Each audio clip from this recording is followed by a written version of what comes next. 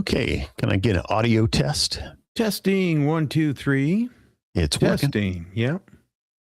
And you heard my audio, I guess? I haven't heard that this morning. Okay. Well, I died when I was 7. I died when I was 7 years old. Yeah, My heart I hear stopped for. Okay.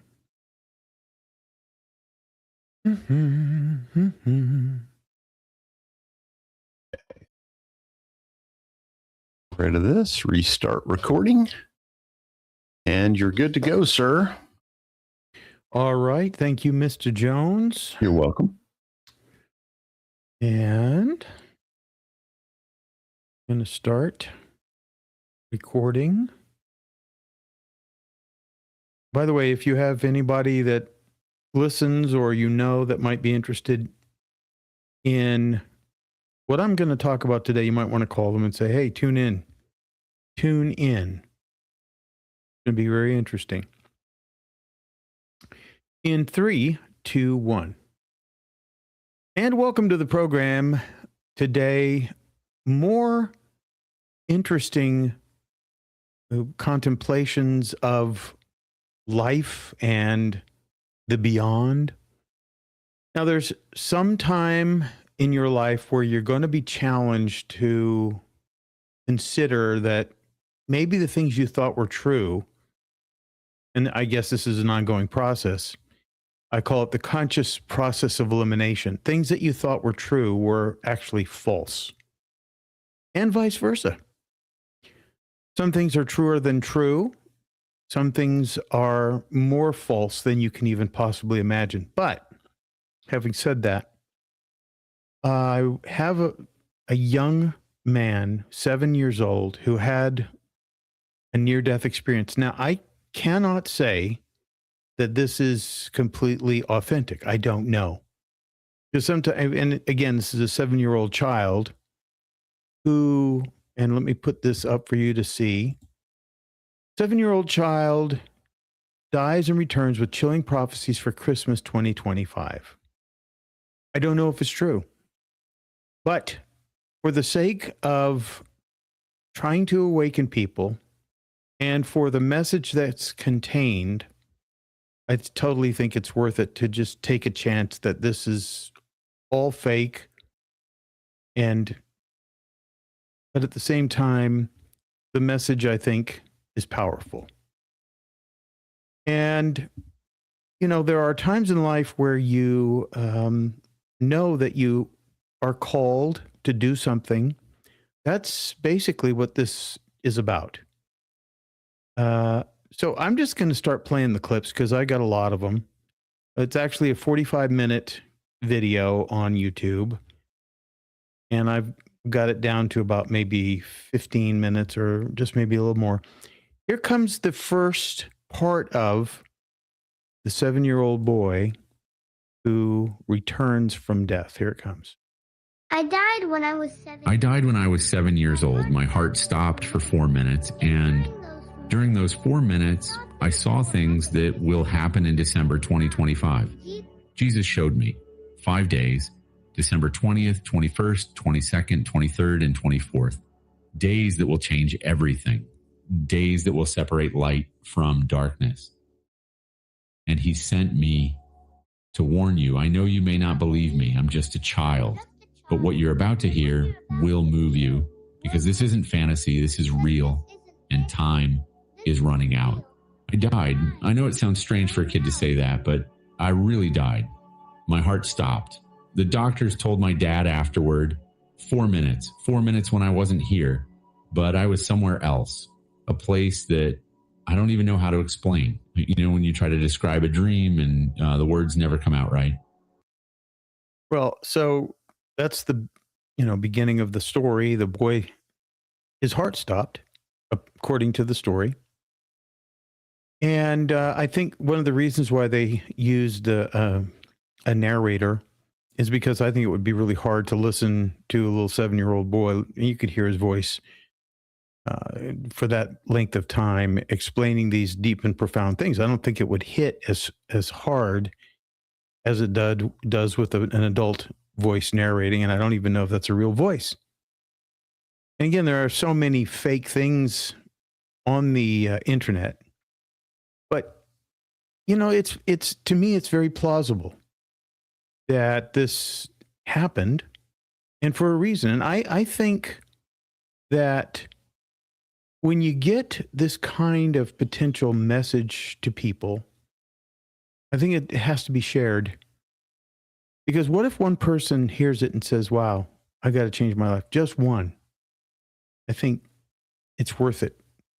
Like the parable of the sheep.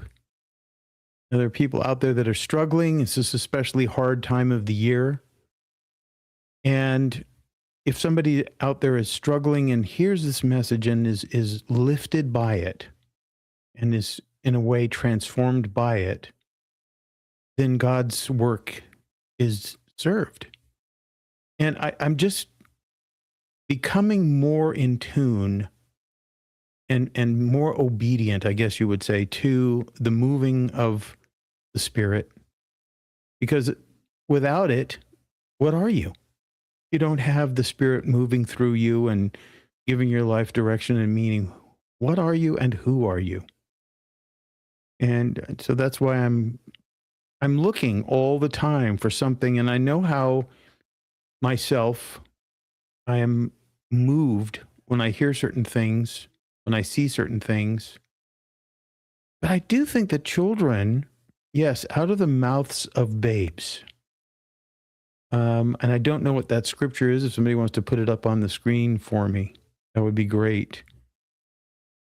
The reference to the scripture. I do think that children, and listen, I have a clip that I've played at times on the program of my son Andrew when he was 6.5 years old. I mean, I want to cry every time I hear it because it was so clear. He was so clear-minded. And then there's a time in our lives where we get grabbed and our life is twisted around by the world. And so I think one of the messages here in this video is that God doesn't want to lose a single person. And I truly do believe that. I believe that God wants all of us, every single one of us. And the little boy says, even the ones that hate him, right? Even the ones that hate God, God wants them especially. So I've got, here comes another clip. Love so big I couldn't contain it inside me. It was like being hugged by God constantly, every second.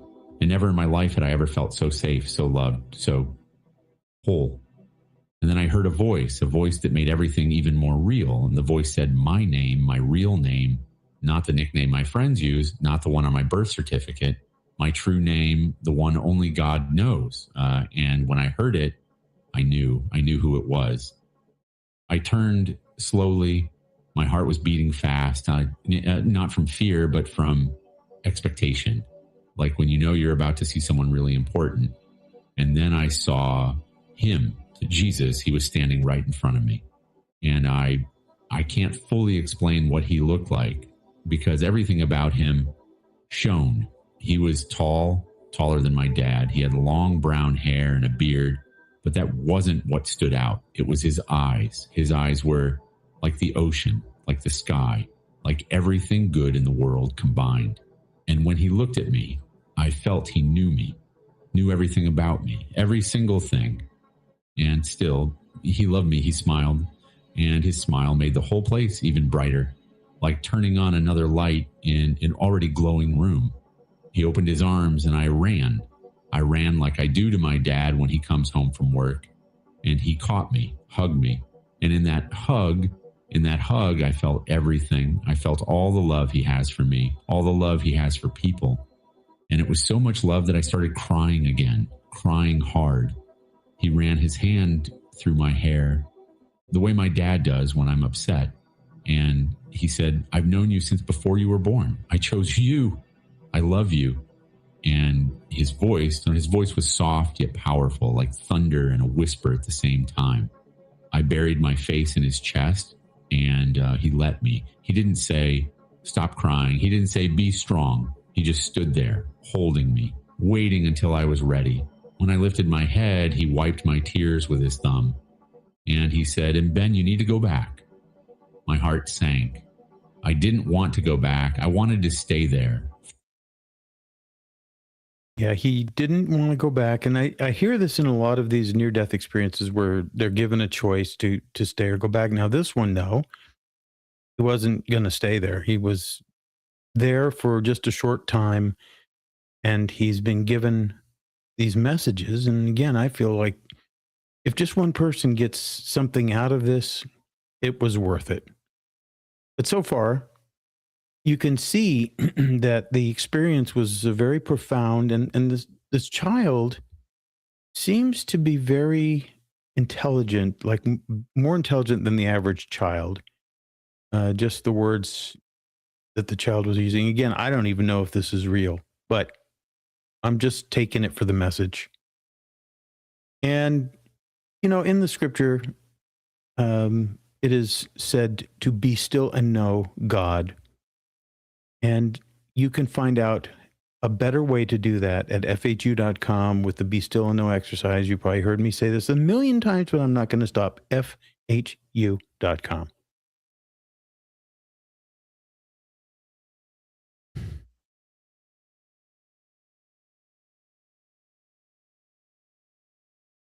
All right, and welcome back.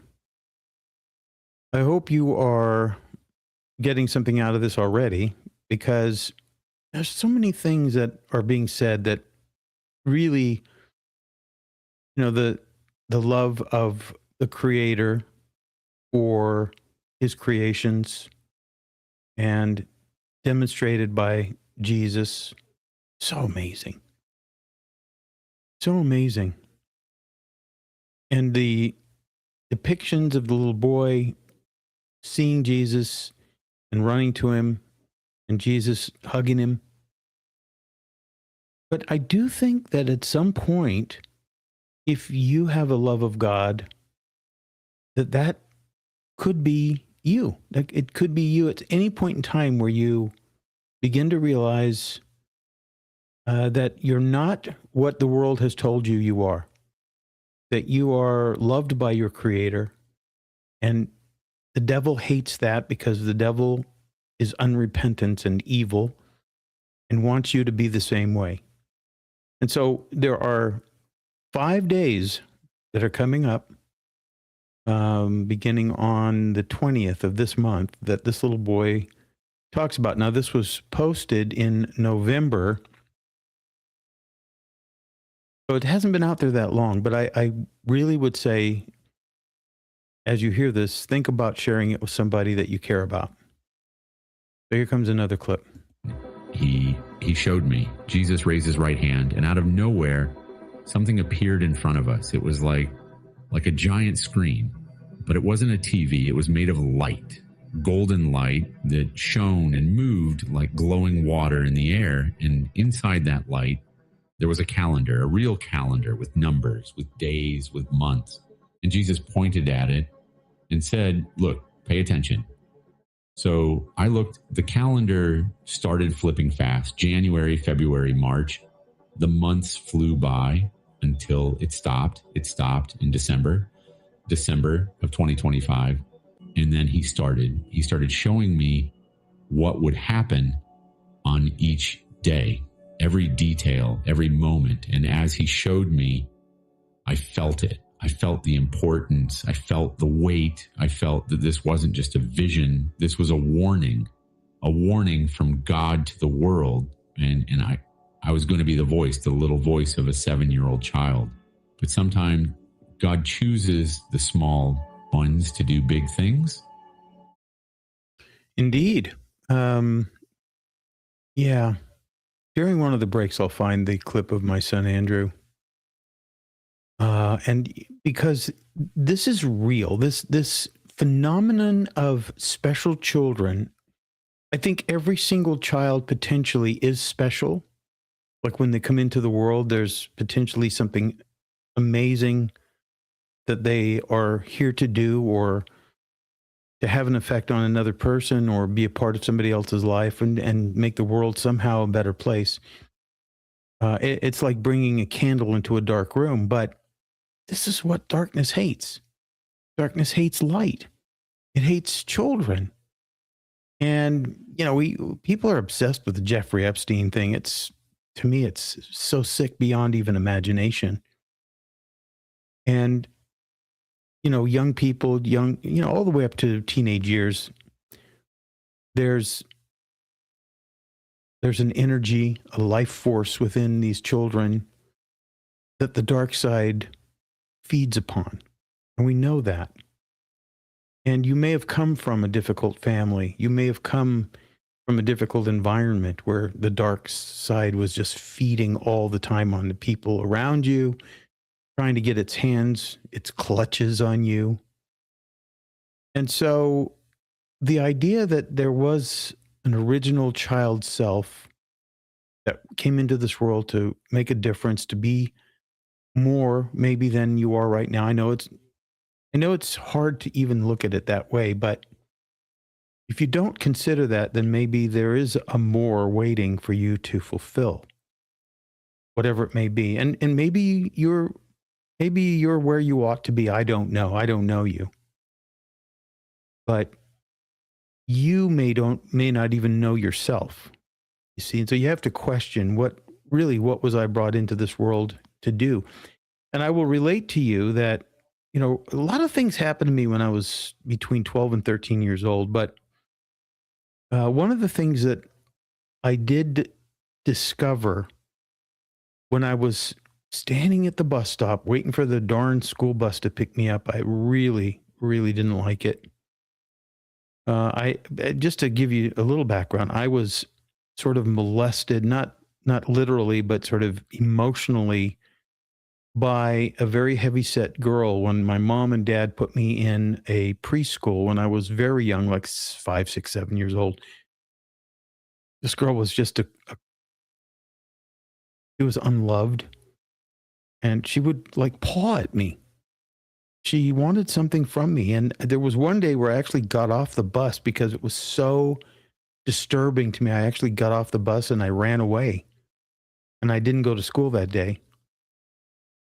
There's always been something after all of us.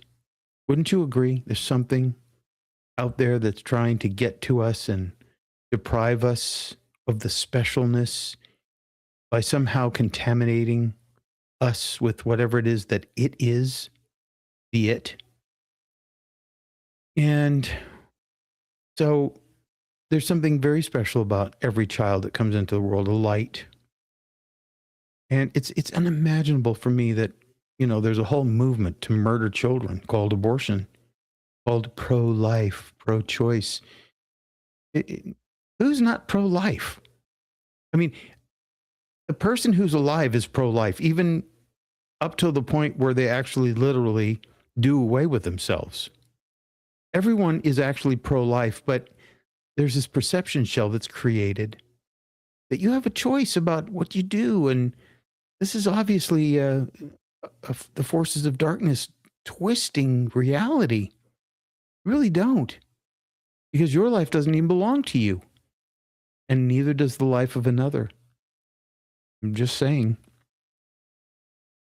Your life is potentially special because of how you affect other people. And this is one thing that you learn about people who face their life review in the near-death experience. They see the things that they've done. They see the way that they've been hurt by other people and how they've hurt other people. And that changes them when and if they're able, of course, they come back to life, they're resuscitated, but it changes everything for them. It changes the entire dynamic of the way that they look at life itself by realizing how they've hurt other people and what has happened to them. And again, this is part of a reflection that you have to go through using the Be Still and Know exercise. It actually helps to calm your mind and bring you back to reality. FHU.com is where you find out more.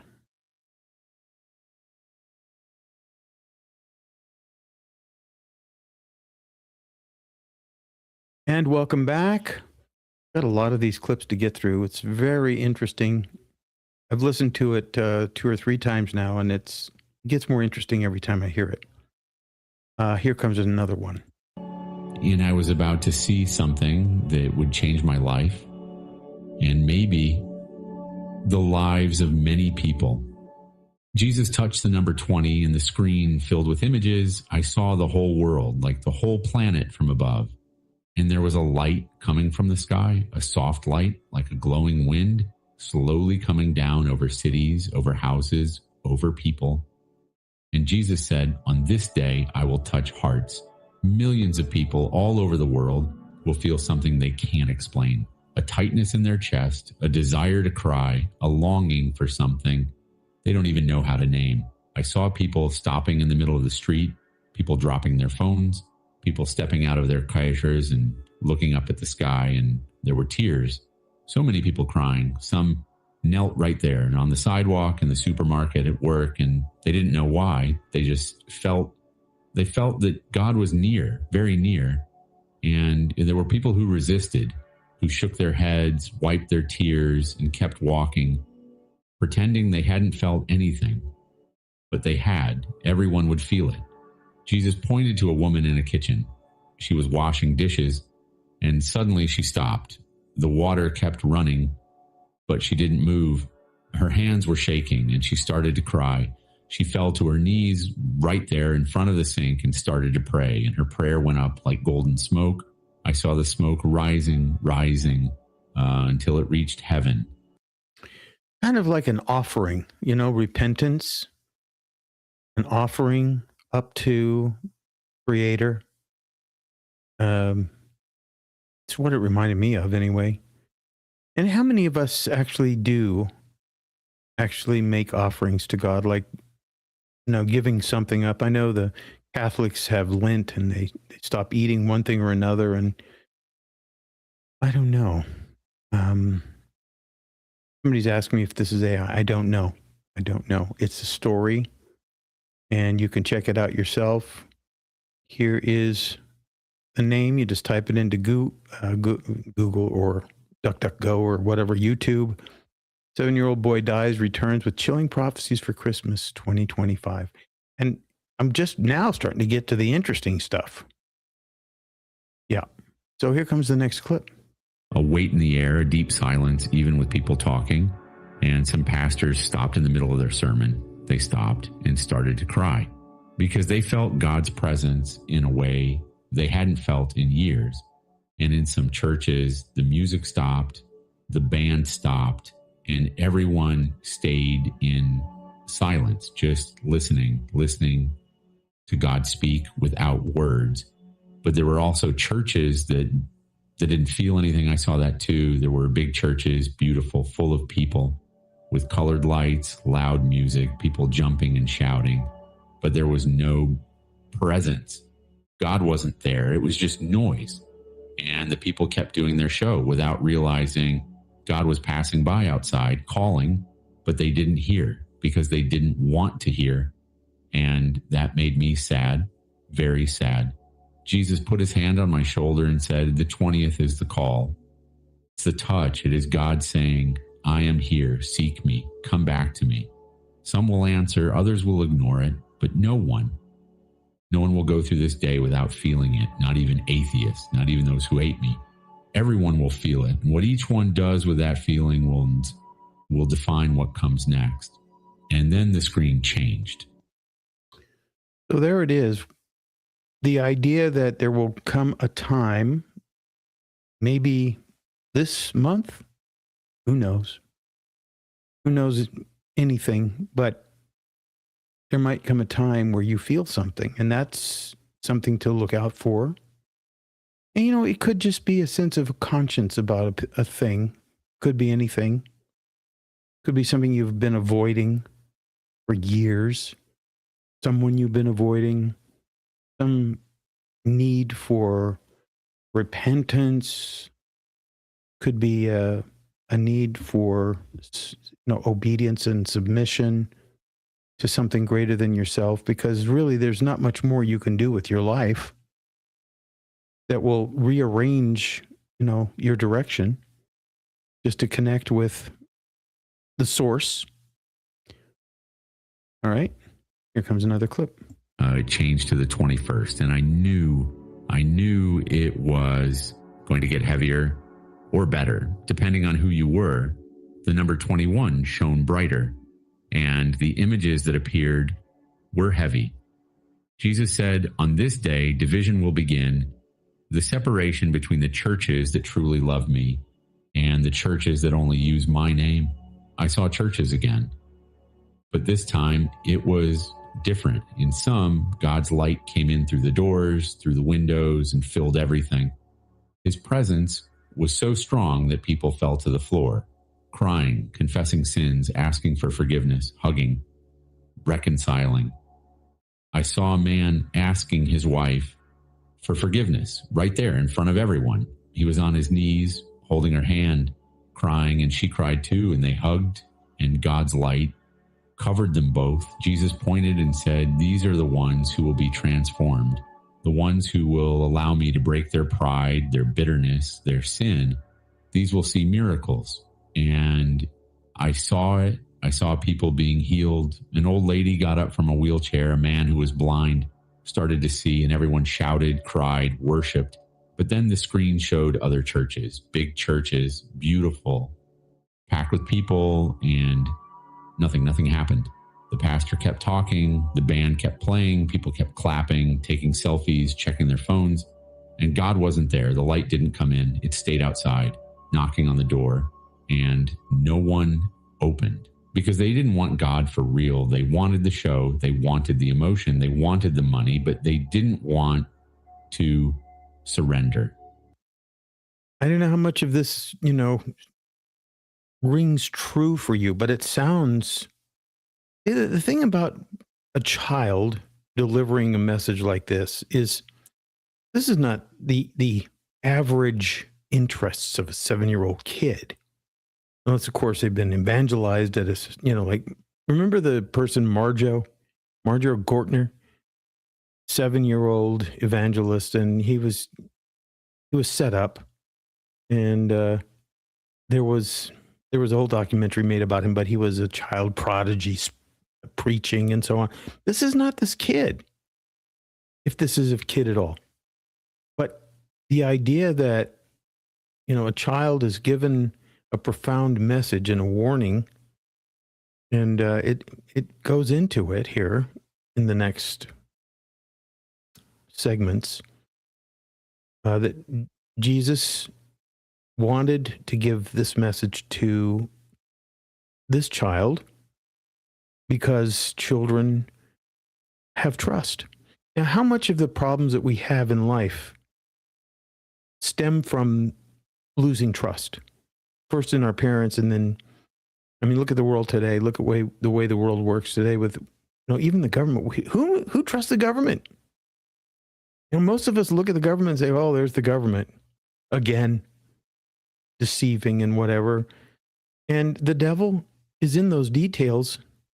Truly, the devil's in the details, the Fauci details, and the Jeffrey Epstein details, and the Nancy Pelosi detail. All the people. No, I don't care who it is. There's the devil is in many details of everybody's life. And so trust, Ronald Reagan said, trust but verify. I don't know how you verify with certain things, but, for people who were suckered and coerced into believing things throughout the course of their life, deceived and bullied, well, what happened to trust? And then, because trust that erodes on earth also erodes in heaven. If you think about it, if you can't trust the people that you can see, now we got this invisible thing called God. And, if you're deceived on earth, it creates a bitterness. And if there's a God, why did you allow this to happen? And all the rest of it, you see? So, trust. And then what happens when you lose trust in others is you start to think that it doesn't matter. And then people lose trust in you. Not that you should say, well, trust me. You know, how many times you've said, trust me. I tell you, I know what I'm talking about, whatever.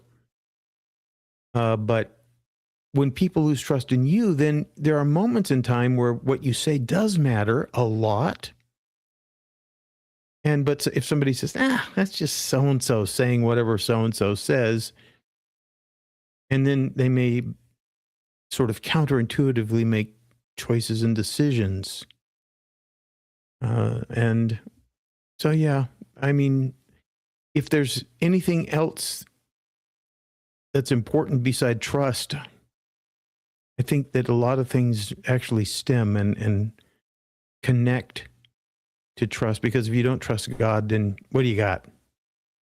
What do you have if you don't trust God? Yeah. And of course, you do have your intuition, which you probably haven't developed because you've relied on other people. Well, what should I do? You know, you go to so-called experts. Experts are supposed to have all the answers, right? No, they don't have the answers. They have bits of information. And sometimes it's correct, and sometimes it's a complete falsehood. Probably falsehood cloaked in good intention. How many people have told you things that turned out to be untrue with the best of intentions, right? So you need to develop your intuition. Of course, you have to. The word intuition means knowing without reasoning. Well, what kind of reason do you need when your intuition is working for you? You don't. You don't need piles of historical data when intuition alerts you. But if you don't have intuition, I feel bad for you. FHU.com is where you find out more about Be Still and Know. And it is really an antidote. An antidote. Yes, and we are talking about 12/20/2025. I'll be right back.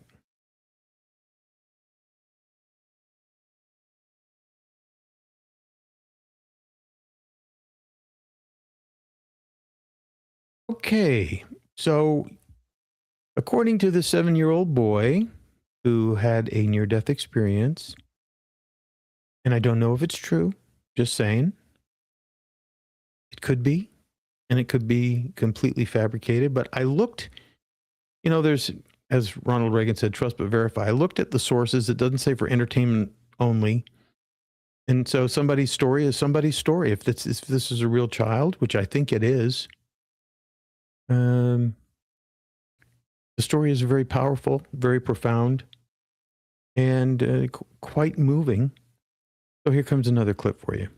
Jesus paused and said, "On this day, many religious leaders will be exposed. Their hearts will be revealed, and the people will see who truly serves me and who serves themselves." I saw pastors being confronted. I saw one being thrown out of his own church by the members because they discovered his lies. I saw another one falling to his knees, confessing everything, asking for forgiveness, and God forgave him. But there were some who hardened their hearts, who denied everything, who ran, and the light did not follow them. And there was something else, something that gave me chills. Jesus showed ordinary people, people who didn't go to church, people who had never prayed, and God appeared to them in dreams, in visions, in the middle of the street, and they fell to their knees, trembling, saying, I saw Jesus, he is real. And some ran to churches, desperate, wanting to know more, but others were confused, afraid, and didn't know what to do. And then came the following days that would reveal even more. So, yes, the aftermath, who knows? I mean, again, the luck favors the prepared, right? And of course, those who believe in God and those who believe in Christ kind of have a sense, I don't know, waiting for some kind of signs of any kind. I know I look for them in my own life. Don't you? Do you not look for signs? I do. And I'll go back to when my dad bought our home when we moved from Texas to California. And there were paintings on the wall in the house that we bought that spoke to him. I think one of them had two palm trees, and he had a vision or so. I don't remember. Honestly, I wish I could, and I'll contemplate it. But I remember him telling the story of there were these pictures in the house that spoke to him, and for him it was like, this is the place, right? You ever get that sense, like, this is the right thing. We're here. Whatever it may be.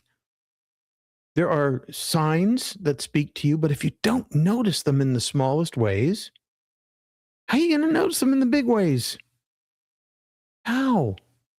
This is where intuition comes in. Intuition, knowing without reasoning.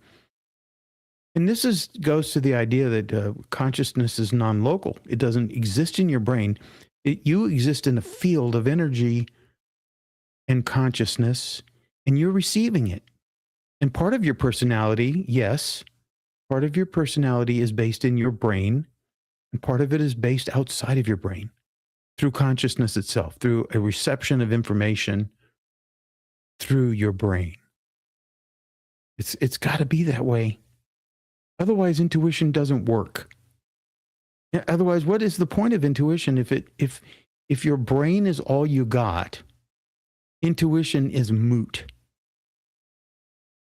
And so, like an animal, well, an animal doesn't really have intuition. It has instinct, which is a different thing. But animals, that's why they're always looking around. That's why they always have to be on guard and alert, because they know that there are predators out there, whatever they may be. They don't have something that says to them, turn around now. They have a feeling or an instinct, but they don't have what humans have. We are connected to something greater. But again, I don't know specifically. I guess we'll find out. We'll find out at some point, what the depth of God's creation is. It seems that everything in his creation is composed of a light, of some kind of energy that is connected to the Creator. But I don't understand that yet. I keep looking, keep wanting to understand.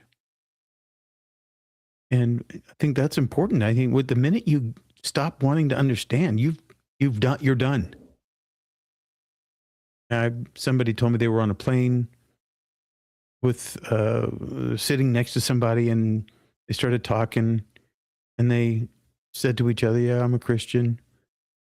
And my friend started talking about, well, what about this and what about that? And the other Christian says, no. I've arrived. I got everything I need. I don't want any more. I don't want to know anymore. Don't ever say that. Don't ever say, no, don't tell me. I mean, there's certain things, that you don't need to know. And that's different than knowing the truth. Somehow there's a truth that's waiting to be discovered that opens a door that changes everything. And don't let it be a chemical thing. Like, I know a lot of these military people that have post-traumatic stress use psilocybin and magic mushroom stuff.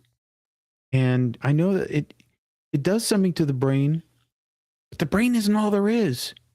I mean, maybe you get your brain straightened out and then you go back to looking for God, but don't let it be a chemical solution.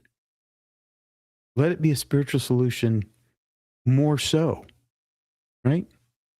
FHU.com, find out about the Be Still Know. See, the mind and the brain are two different things. I'll be right back.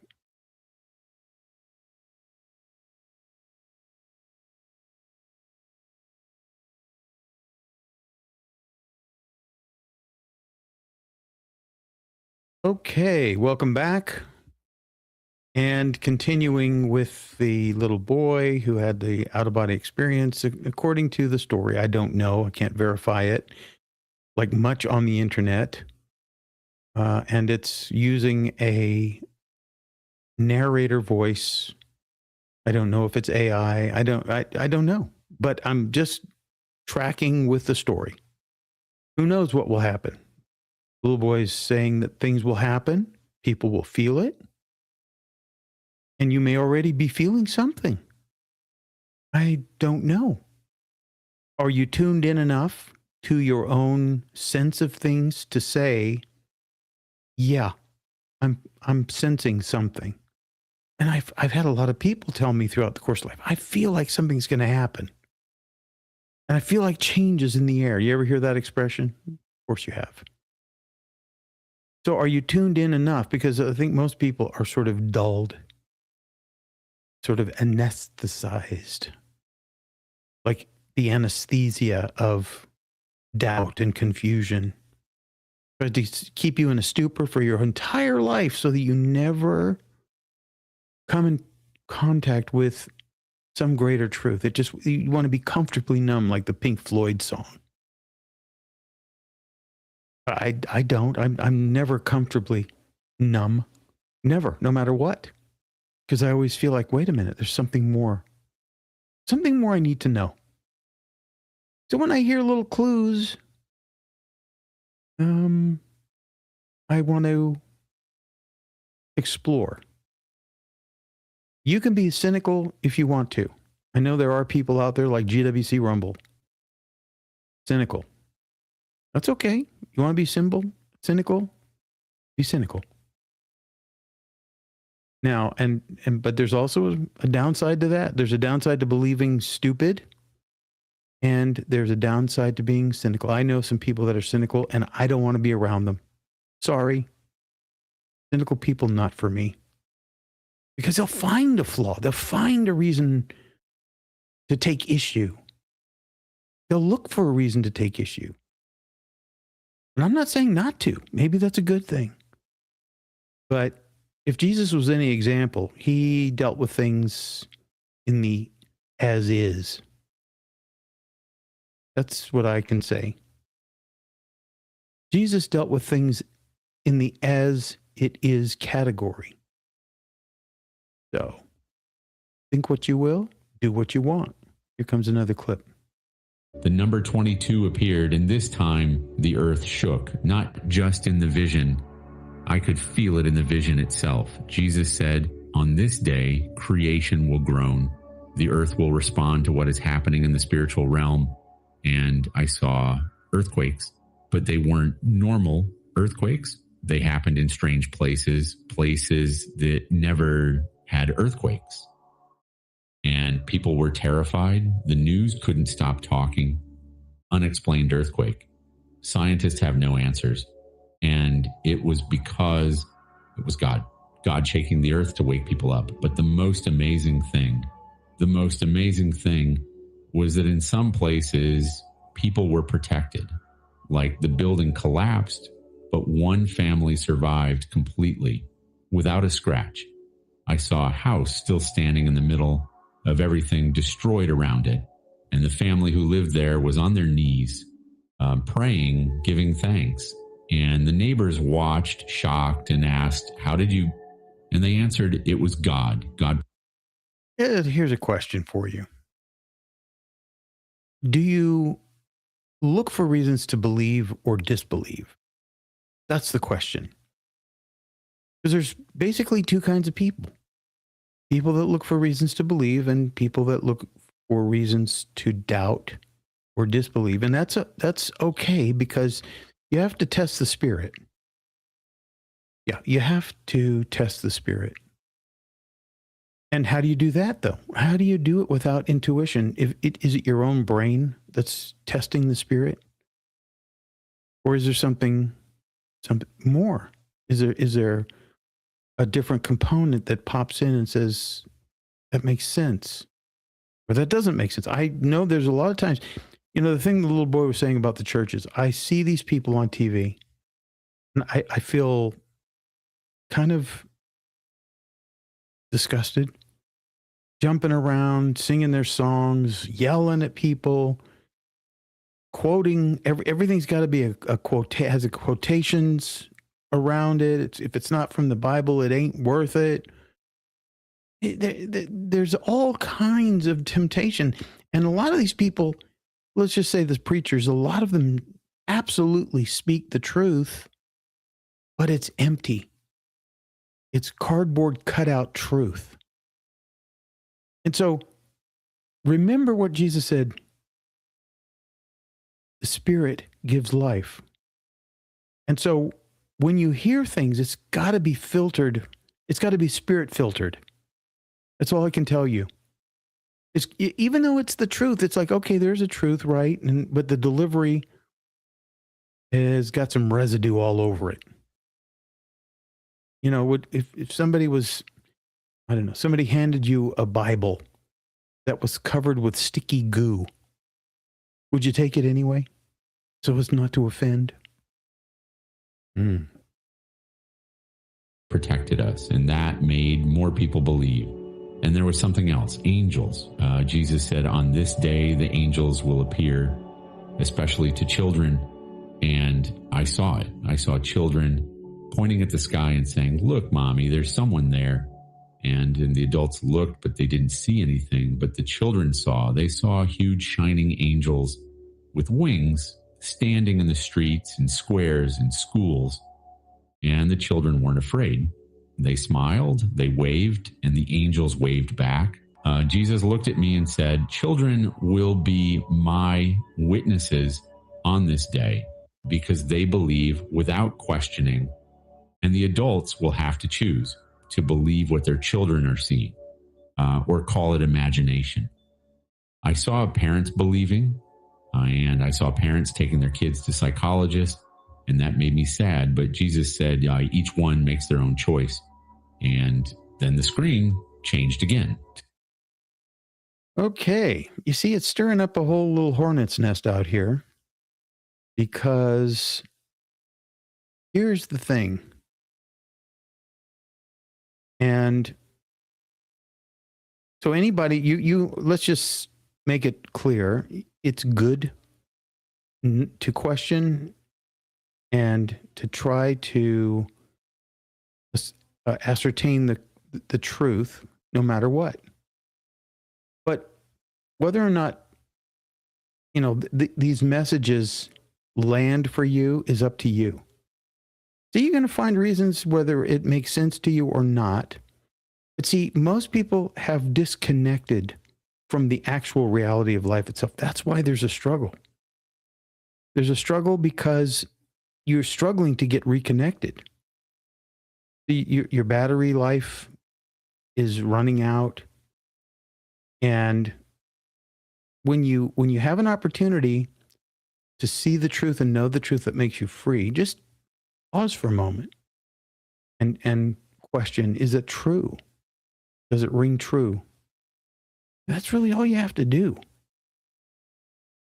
See? That's all you have to do. Is just pause and ask. And if you don't have an answer, that's an answer right now. You know, sometimes a no answer is an answer.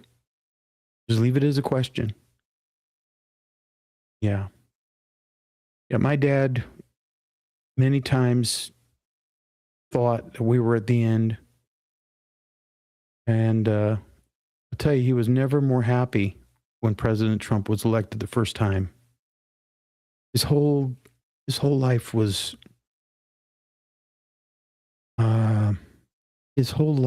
uplifted because he thought maybe we have a chance. And I think maybe we still do have a chance. But here's the fact. The Bible predictions that have come true say that Jesus will return, and there will be a reckoning, and there will be some tribulation and so on and so forth. I don't know. It seems like we've been there for a while. Who knows? I don't know.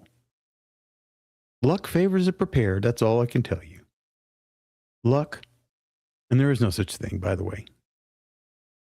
So let's say destiny favors the prepared. When you're prepared, you got, maybe angels have seen mine. I'll be right back.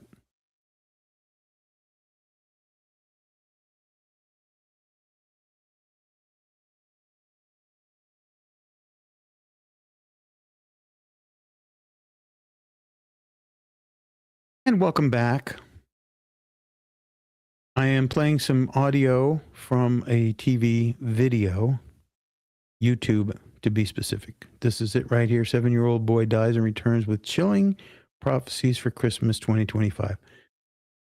And I don't know if it's true. I said that from the very beginning. I don't know if it's AI or scripted or anything. I don't know. I'm just tracking with the story. That's it. Tracking with the story. You know, it's like, I'll give you an example. Sometimes when I go to sleep at night, I will put on, there's several videos, many videos on YouTube, but it's like the entire story of John the Baptist. It's all AI. The voice is AI. The production of everything, whatever is AI, doesn't make it any less true. So, I mean, this is the modern age. Hello. This is not the 1800s or the 1900s. The modern age has all kinds of interesting tools. Now, should I not listen to the story of John as I'm going to sleep, being read by an AI voice in an AI program with AI generated images? Should I not? Tell me. You be the one to tell me, David, don't listen to that because it's AI. The devil's in the details, right? Go ahead, tell me. Anybody out there, you have the guts to tell me, David, don't listen to it because it's AI. I don't hear anybody. I don't see anybody. So I'm going to continue. Then the screen changed again to the 23rd. And I felt things speeding up. The number 23 pulsed like a beating heart. And Jesus said, this is the day of the great harvest, the day when the hardest hearts will break, the day when the lost will be found.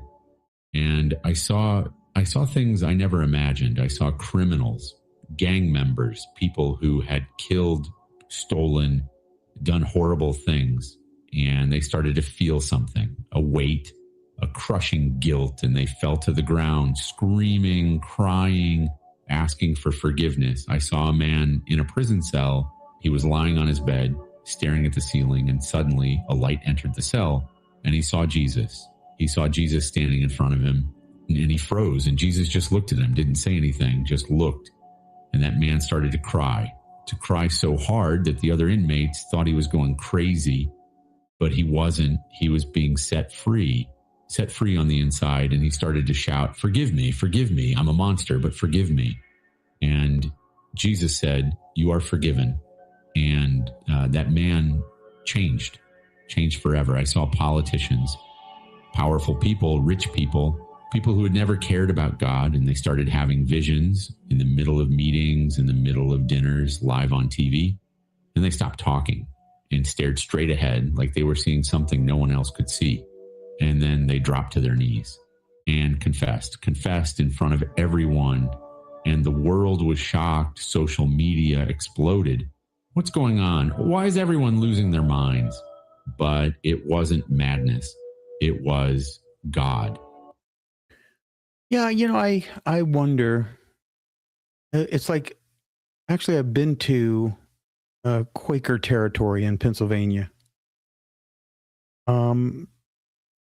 It's kind of weird in a way because they reject many modern conveniences, made to dress, you know, in the old-fashioned style. You got all these rules and regulations, and can imagine. I know a lot of people, they think that that's a sort of safety zone from being corrupted. But for me, I'm looking at things that interest me. And that's what I do. And I think I've been given a gift of curiosity in that sense. I'm not curiosity killed the cat kind of curiosity. I'm curious. Still like a little kid in that way. I want to know things. And I actually am never satisfied until I do. And then something else takes my interest, whatever it may be. until I say, that's not worth it. It's crazy. But I know that there are people that are stuck in false beliefs. I said that at the beginning. There are things that you believe to be true that are untrue. And there's things that are you believe untrue and still true. Jesus said it very clearly. If you know the truth, and the word know means to somehow be intimate with the source. Know the source of the truth, and it will set you free. Well, of course, that's true. But is it somebody else's dictum? I mean, is it you have to read it from a book? I don't know. It's disturbing to me that people can get stuck so much in a rut of belief going up. And you know what a rut is? It is like if you had a wheelbarrow and you kept going up and down in the same groove until it got the groove got deeper and deeper and until it was just impossible to push the wheelbarrow through it. Are you stuck in a rut anywhere in your life? Look at your beliefs. And the question then goes to, well, is it your belief or is it some software that was installed in you somewhere? Test that spirit. If you dare. Challenge your own worries and confusion and fear. Challenge it with truth. And the only question that matters is what is the truth? And it doesn't come from your brain. So your brain here's the problem. The brain that has supplied you with the false answers will give you new ones. And this is why Jesus came into the world. Worship in spirit and in truth. Know the truth and it shall make you free.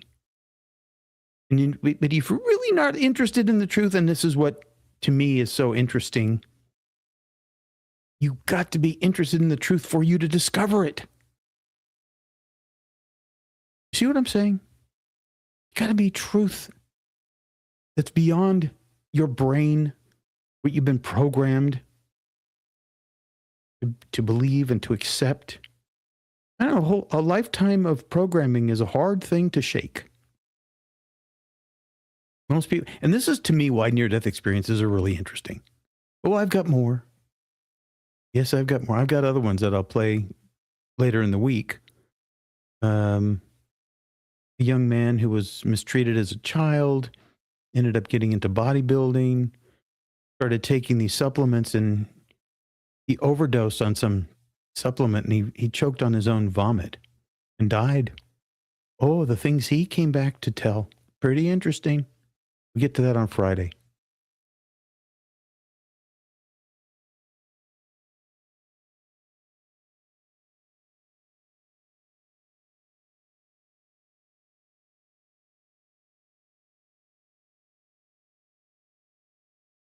All right.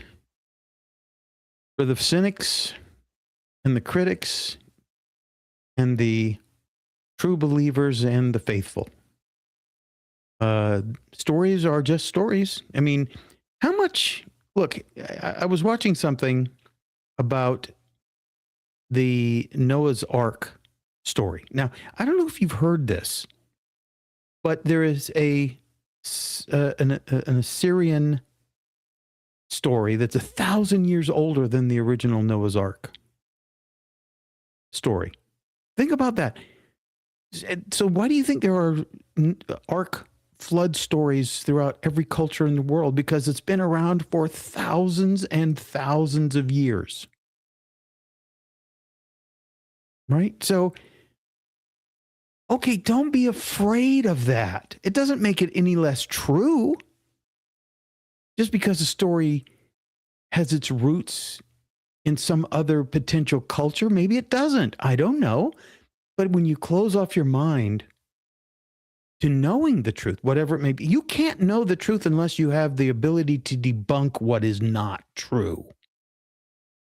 Because then you're just trusting other people and trusting stories. Don't trust stories. Trust yourself.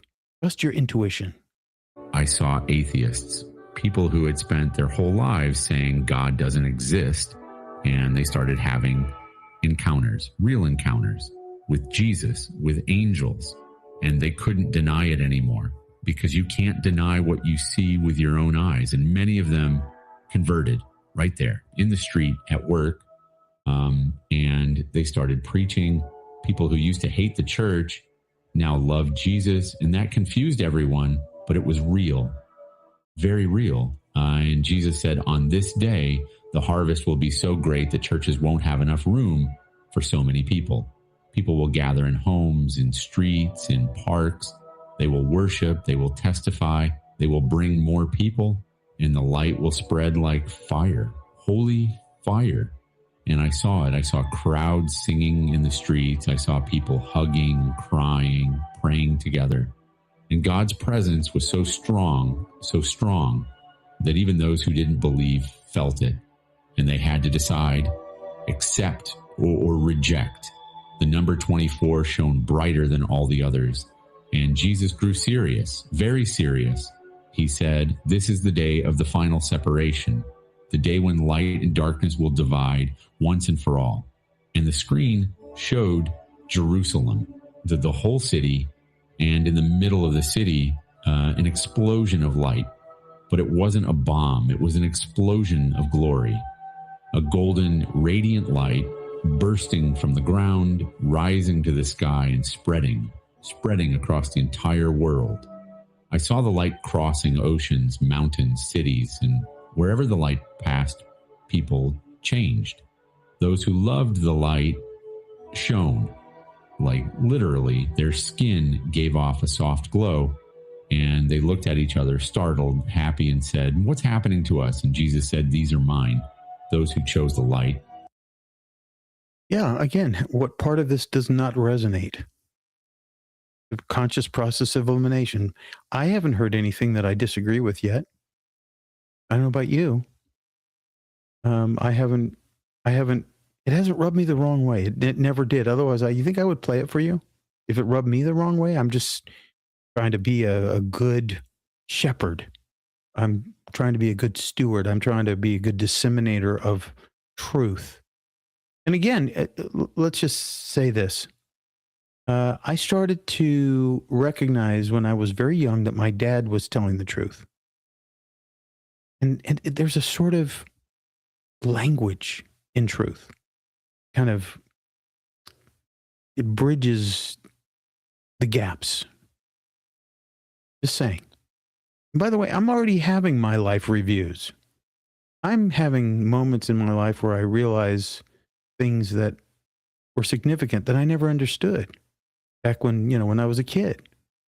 Are you? And now the light lives in them, visible, for everyone to see. But those who rejected the light grew darker. It's not that they turned black, but their presence became heavy, shadowed, and they couldn't bear to be near those who had the light. It hurt, like it physically hurt, and they started to move away, to cluster together, and they formed the other side, the side of darkness, and the division was clear, crystal clear. You could look at someone and know, you knew which side the person was on, and there was persecution. Jesus showed me that after this day, those who chose darkness would turn against those who chose light. They would try to put out the light. They would imprison, hurt, kill, and many of those who shone would suffer. But Jesus said, do not be afraid, because whoever dies for me will wake up here with me forever. And even knowing that, it hurt. It hurt to see what was coming. Jesus touched my face, wiped away a tear I didn't even know was falling, and said, the 24th is the beginning of the end. It is the day when the world will realize that I am coming back soon, very soon. And no one will be able to say they weren't warned, because I warned them through dreams, visions, signs, and through you. He looked deep into my eyes. Do you understand, Ben? And I nodded. I had understood. And now I had to tell it. Jesus let the light screen fade away. It slowly disappeared like smoke. And it was just him and me there in that beautiful place, full of light.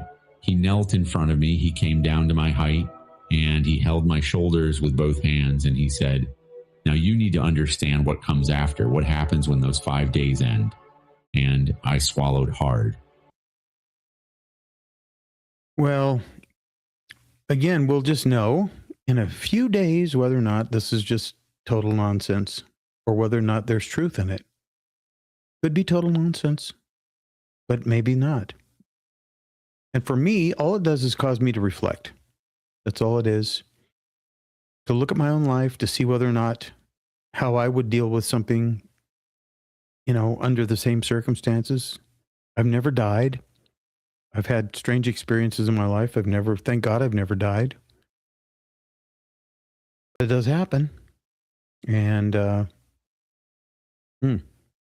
Because I knew it was going to be heavy, very heavy. He raised his hand again and another vision appeared. But this time it wasn't a screen. It was like I was inside it, seeing everything happening around me.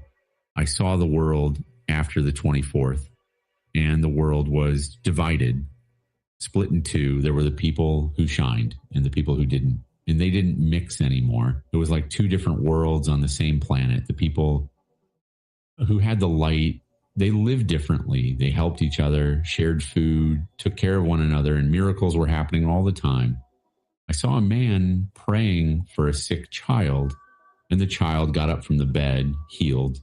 I saw a woman praying for food, and food appeared at her doorstep, like someone had left it there, but no one saw who it was. It was the angels. Jesus said, "I will take care of mine, always." But the other side, the side of darkness, was different. The people there were angry, very angry, angry at God, angry at Christians, angry at everything.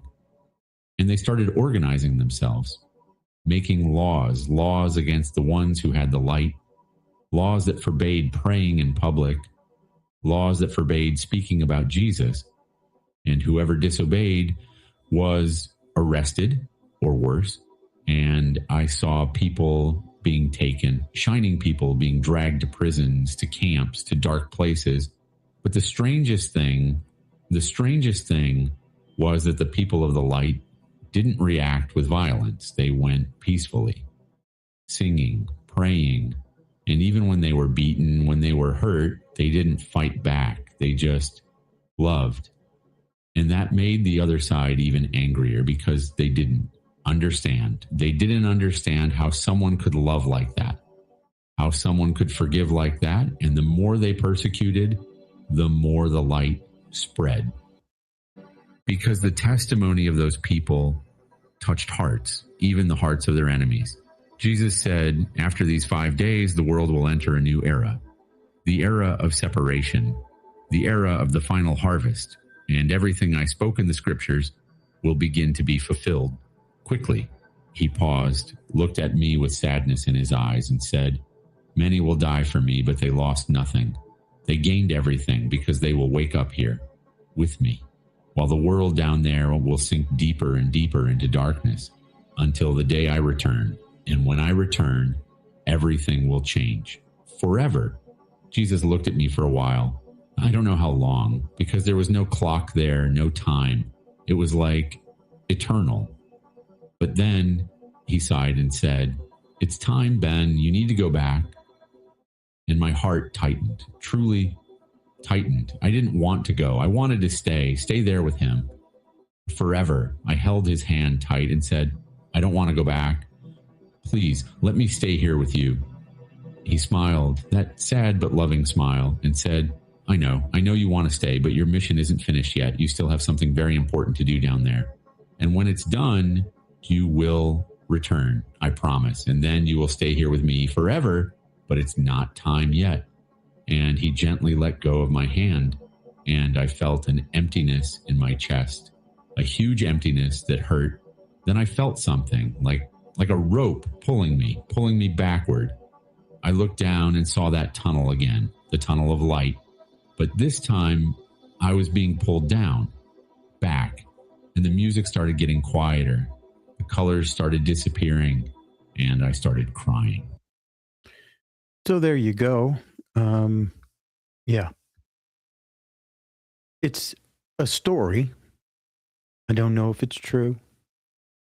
I don't know if anybody could ever know if it was true. I mean, near-death experiences are just, but I tell you this, that there are people that have them who see things in operating rooms. And so there's evidence of the truth that the soul and the body are two different things, and that the soul continues. And I think we all continue at some level, depending upon who you are at the time. God only knows the truth about us. Only God knows. And that's why I think it's important to start your own life review through meditation, through Be Still and Know at FHU.com.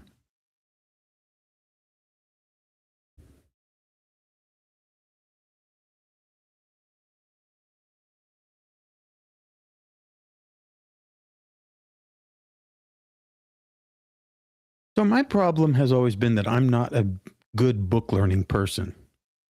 I didn't have a good experience in school. And so I've had to sort of teach myself everything because it was hard for me to swallow the stuff that they were trying to stuff into the hot dog, into the sausage. It didn't work for me. Thank God. Thank God. Some people are very stuffable. Some people aren't. So when I hear things that kind of ring the bell, ding, ding, ding, my dad called it the aha experience. And I shouted, "Jesus, I don't want to go." And he said, loud enough for me to hear even from far away, "Be strong and courageous. I am with you always." And then everything sped up. I went down the tunnel fast, very fast. I felt that elevator stomach feeling again. And the more I went down, the heavier I felt, like I was gaining weight again. And I started to feel my body. I felt my fingers. I felt my feet. I felt my chest. And it hurt. It hurt a lot because my body had been shut down for a while. And now it was turning back on. And it felt like when your leg falls asleep and you stand up and it hurts like crazy. It was like that. But in the whole body, I heard sounds, muffled sounds, like when you're underwater and you hear people talking above. I heard a voice. It was my dad. He was shouting, come back to me, please." And I wanted to answer. I wanted to say, "I'm here, Dad," but I couldn't. My mouth wouldn't move. My body wouldn't obey. It was like being trapped inside myself. And then I felt it. I felt my heart. It gave a jump, a punch from the inside, and it started beating slowly. Thump, thump, thump. And I looked at him, and he knew something had happened. When we were alone in the room, he sat at the edge of the bed, held my hand and said, "Ben, what happened?" And I took a deep breath and I started telling him. I told him everything. The tunnel, the light, heaven, Jesus, the calendar, the 5 days, everything. And as I talked, his face kept changing. At first he looked confused, then scared, then moved. And when I finished, he didn't say anything. He just looked at me with tears in his eyes. Then he asked, "Are you sure? Are you sure it was real?" And I said, "I am. It was more real than anything, Dad. More real than this." And he swallowed hard and said, "I believe you." And that made me cry again because I was scared he wouldn't believe me, that he'd think I dreamed it or that I went crazy because I died. But he believed me from the beginning. And he said, "If Jesus gave you a mission, we're going to fulfill it together." In the following days, I started remembering more things Jesus showed me that I hadn't noticed at the time, details, names, places. And I told my dad, and he wrote everything down, everything. He said, "We need to record this because if this is true, the world needs to know." And I felt a weight, a big weight, because I'm just a kid. I'm 7 years old. How am I supposed to warn the world? How will anyone take me seriously? But then I remembered what Jesus said. He said he would be with me always, and that I just needed to obey, just needed to tell it, and he would do the rest. So I took a deep breath, looked at my dad and said, "Dad, we need to tell it now. Jesus said the time is now. December is coming and people need to get ready." And when you feel that tightness in your chest, that urge to cry. And when you feel that tightness in your chest, that urge to cry, that sense that someone is calling you, don't ignore it, please. Don't be like the people I saw in the vision, the ones who felt it, but turned their backs, because it might be your last chance to choose the light. I don't know what's going to happen to me after telling all this. I don't know if people will believe me. I don't know if they'll laugh at me or call me a liar, but I don't care, because Jesus asked me to tell it, and I'm going to obey, even being a kid, even being afraid, because he said he would be with me, and I trust him more than I trust anything. So I did my part. I told you. Now it's on you. These 5 days will change everything. Prepare your heart. Ask forgiveness for your sins. If you hurt someone, ask for forgiveness. If you're far from God, come back now, because time is running out. Jesus is coming back. I saw it. He's coming back. And when he returns, there won't be any more second chances. So choose today. Choose the light.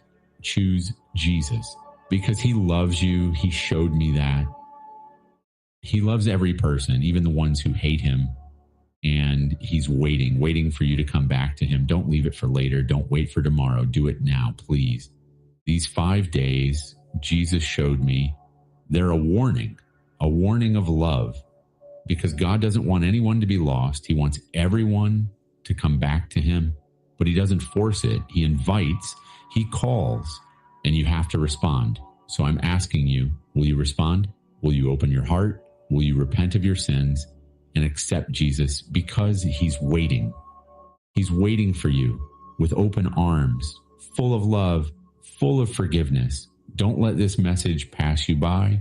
Don't ignore it, because it might be the last time you hear it, the last time God speaks to you. Choose the light, choose Jesus, choose life. And when those days come, you will be ready, you'll shine. And when Jesus returns, you will be with him forever. So it's up to you. It's always up to you.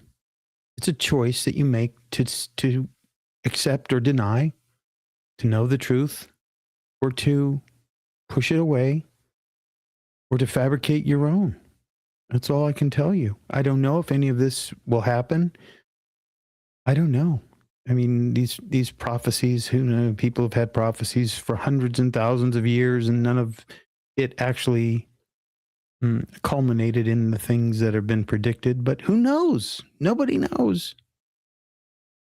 So for those of you on the chat today on rumble.com, thank you for participating.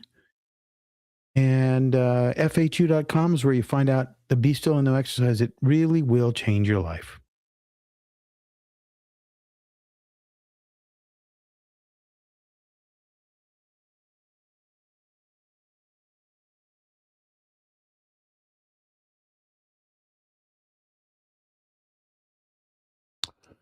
We all done? Yeah. Oh, okay. All right then. Bye-bye, streamers.